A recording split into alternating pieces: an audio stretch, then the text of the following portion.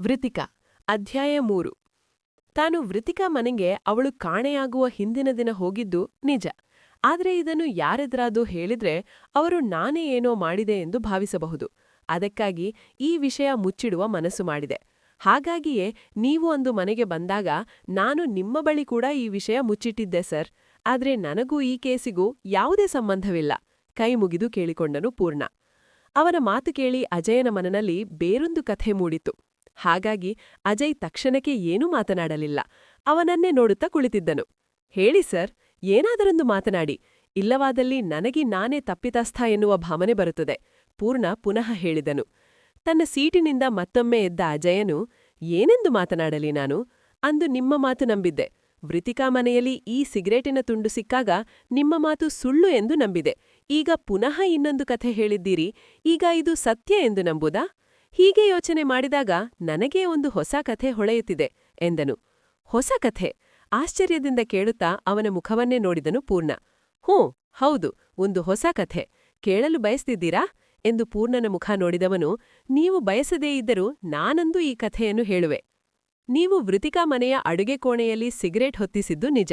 ಅವಳು 2 ಲೋಟ ಬಿಸಿ ಬಿಸಿ ಟೀ ಮಾಡಿ ತಂದುಕೊಟ್ಟಿದ್ದು ನಿಜ. ನೀವು ಅವಳು ಜೊತೆಯಾಗಿ ಟೀ ಕುಡಿದಿರಬಹುದು.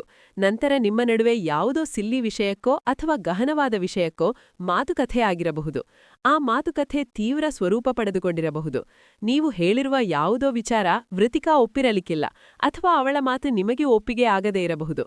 ಅಂತೂ ಮಾತಿಗೆ ಮಾತು ಬೆಳೆದು ಅದು ತಾರಕ್ಕೇರಿದಾಗ ನೀವು ಅಕಸ್ಮಾತ್ ಅವಳ ಕೊಲೆ ಮಾಡಿರಬಹುದು, ಅಥವಾ ಉದ್ದೇಶಪೂರ್ವಕವಾಗಿ ಕೊಲೆ ಮಾಡಿರಬಹುದು, ಅಥವಾ ಜಗಳದ ತೀವ್ರತೆ ಅವಳು ಸಾಯುವಂತೆ ಮಾಡಿರಬಹುದು. ಅಂತೂ ಅವಳು ಈ ಲೋಕ ಬಿಟ್ಟಿದ್ದು ತನ್ನಿಂದ ಎನ್ನುವ ವಿಚಾರ ಹೊರಬಂದರೆ ತನಗೆ ಆಜೀವ ಪರ್ಯಂತ ಶಿಕ್ಷೆಯಾಗುವುದೆಂಬ ಭಯಕ್ಕೆ ನೀವು ಅವಳ ದೇಹ ಕೂಡ ಸಿಗದಂತೆ ಮಾಡಿರಲೂಬಹುದು. ನಂತರ ಕಾಣೆಯಾಗಿದ್ದಾಳೆ ಎಂದು ಕೇಸ್ ದಾಖಲಿಸಿರಬಹುದು. ಇದರಿಂದ ನಿಮ್ಮ ಮೇಲೆ ಅನುಮಾನ ಬಾರದು ಎಂಬ ಆಲೋಚನೆಯಾಗಿರಬಹುದು. ಅವಳ ಮನೆಗೆ ಇಲ್ಲಿಯವರೆಗೆ ನೀವು ಬಿಟ್ಟರೆ ಬೇರೆ ಯಾರೂ ಹೋಗಿರಲು ಸಾಧ್ಯವಿಲ್ಲ. ಏಕೆಂದರೆ ಅವಳಿಗೆ ಪರಿಚಯದವರು ತೀರಾ ಕಡಿಮೆ ಮಂದಿ. ಹಾಗಾಗಿ ಅವಳ ಮನೆಯ ಇಂಚಿಂಚು ತಿಳಿದ ನೀವೇ ಏಕೆ ಅವಳ ಫೋಟೋಗೆ ಹಾರ ಹಾಕಿ ಊದುಬತ್ತಿ ಹಚ್ಚಿ ಬಂದಿರಬಾರದು? ಹೇಳಿ, ಯಾಕೆ? ಈ ಕಥೆಯೇ ಸತ್ಯ ಆಗಿರಬಹುದಲ್ಲವಾ? ಎಲ್ಲವೂ ಆಗಿರಬಹುದುಗಳ ಆಧಾರದ ಮೇಲೆ ತನ್ನದೇ ಧಾಟಿಯಲ್ಲಿ ಒಂದು ಕಥೆ ಹಣೆದೇ ಬಿಟ್ಟನು ಅಜಯ್. ಅವನ ಮಾತು ಕೇಳಿ ಒಮ್ಮೆ ನಡುಗಿ ಹೋದನು ಪೂರ್ಣ. ಮೈಯೆಲ್ಲ ಬೆವತು ಕಂಡು ಮಂಜಾಗತೊಡಗಿತು. ಅಲ್ಲೇ ಇದ್ದ ನೀರನ್ನು ಗಟಗಟನೆ ಕುಡಿದು ಸುಧಾರಿಸಿಕೊಂಡವನು ಅಜಯನ ಮುಖ ನೋಡಲು ಅಜಯ್ ಅವನ ಮಾತಿಗಾಡಿ ತಾಳ್ಮೆಯಿಂದ ಕಾಯುತ್ತಿದ್ದನು. ಏನ್ ಸರಿದು?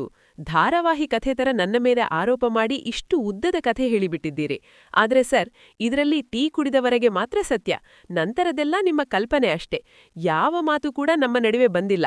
ಯಾವ ಜಗಳ ಕೂಡ ಆಗಿಲ್ಲ. ನಾನು ಇಲ್ಲಿಯವರೆಗೆ ವೃತಿಕಾಳ ಮೈ ಕೂಡ ಮುಟ್ಟಿಲ್ಲ. ನಮ್ಮ ನಡುವೆ ಇಲ್ಲಿಯವರೆಗೆ ಇದ್ದಿದ್ದು ಪವಿತ್ರ ಗೆಳೆತನ ಮಾತ್ರ. ಅಂತಹುದರಲ್ಲಿ ಅವಳನ್ನು ಕೊಲೆ ಮಾಡುವ ಹಂತಕ್ಕೆ ನಾನು ಹೋಗ್ತೀನಾ? ಈ ಹಾರ, ಈ ಪುಡಿ ಅದೆಲ್ಲ ನನ್ನ ಯೋಚನೆಗೂ ಬರಲ್ಲ ಸರ್ ಎನ್ನುತ್ತಾ ಟೇಬಲ್ ಮೇಲಿದ್ದ ಪುಡಿ ಮುಟ್ಟಲು ಕೈ ಮುಂದೆ ಚಾಚಿದನು. ನೋ! ಗಟ್ಟಿ ಕೂಗಿದನು ಅಜಯ್. ಅವನ ಕೂಗಿಗೆ ಮುಂದೆ ಚಾಚಿದ್ದ ಕೈಯನ್ನು ರಪ್ಪನೆ ಹಿಂದೆ ಎಳೆದುಕೊಂಡು ಅವನ ಮುಖವನ್ನು ಆಶ್ಚರ್ಯದಿಂದ ನೋಡಿದನು ಪೂರ್ಣ. ಅದನ್ನು ಮುಟ್ಟಬೇಡಿ, ಅದು ವೃತಿಕಾ ಮನೆಯಿಂದ ತಂದಿರುವುದು.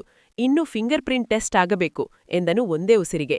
ಸತ್ಯ ಅರಿತ ಪೂರ್ಣನು ನಿಟ್ಟುಸಿರು ಬಿಟ್ಟನು.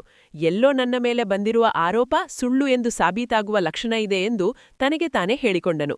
ಅವನ ಮೌನ ನೋಡಿದ ಅಜಯನು, ಹೌದು ಪೂರ್ಣ ಅವರೇ, ಇದನ್ನು ಟೆಸ್ಟ್ ಮಾಡಲು ಕಳುಹಿಸುವೆ. ನನಗೆ ಗೊತ್ತು, ನಾನು ಇಲ್ಲಿಯವರೆಗೆ ಹೇಳಿರುವ ಕಥೆ ನಿಮಗೆ ಸಾಮ್ಯತೆ ಇದೆ ಎಂದು. ಆದರೆ ಅದನ್ನು ಸಾಬೀತು ಮಾಡಲು ನನಗೆ ಸಾಕ್ಷ್ಯ ಬೇಕಲ್ಲ?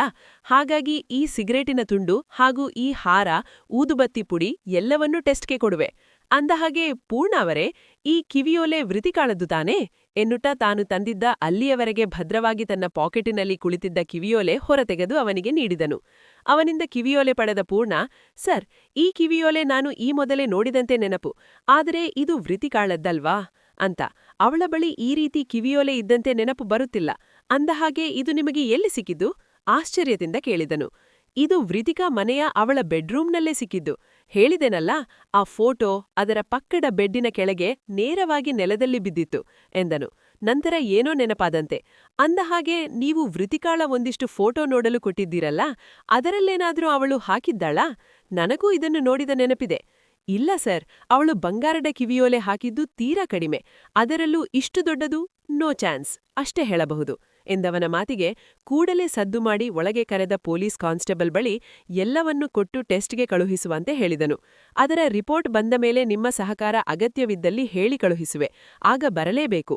ಈ ಕೇಸ್ ಮುಗಿಯುವ ತನಕ ನೀವು ಊರು ಬಿಟ್ಟು ಹೋಗುವಂತಿಲ್ಲ ಎಂದು ಖಡಕ್ಕಾಗಿ ವಾರ್ನಿಂಗ್ ಕೊಟ್ಟು ಪೂರ್ಣನನ್ನು ಕಳುಹಿಸಿದನು ಅಜಯ್. ವೃತಿಕಾ ಮುಂದುವರೆಯುವುದು. ನಿಮ್ಮವಳೇ ಹನಿ. ಸಂಪೂರ್ಣ ಕಥೆಗಾಗಿ ದಯವಿಟ್ಟು ಚಾನೆಲ್ ಸಬ್ಸ್ಕ್ರೈಬ್ ಮಾಡಿ ಹಾಗೂ ಈ ಸಂಚಿಕೆಯ ಅನಿಸಿಕೆ ಬರೆಯಿರಿ.